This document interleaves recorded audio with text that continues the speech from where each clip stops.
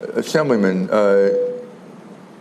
it sounds to an outsider like me that the bill reflects the concerns of the business community. Well, to what extent do you think that's the case? I don't know if that's the case yet, Michael. I know the business community is concerned about the ramp-up period. You know, whether we go to a full $15 or maybe something less.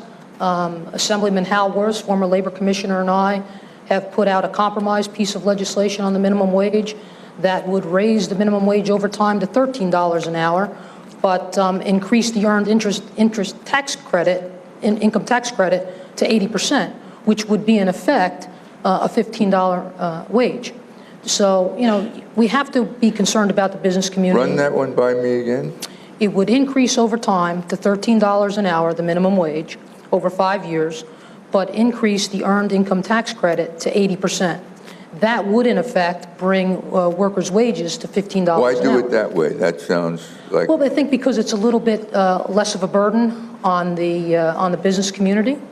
And at the same time, there are incentives in there, built in there for the business community to get a little bit of a break as this wage increases.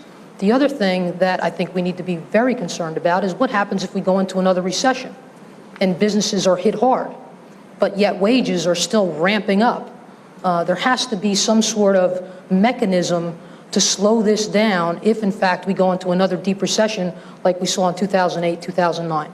I would hope that as we begin this discussion in Trenton, that the Republican Party is included in these discussions, that our ideas are included in amendments, and that the business community is included in making what will ultimately be the final bill that will reach both houses.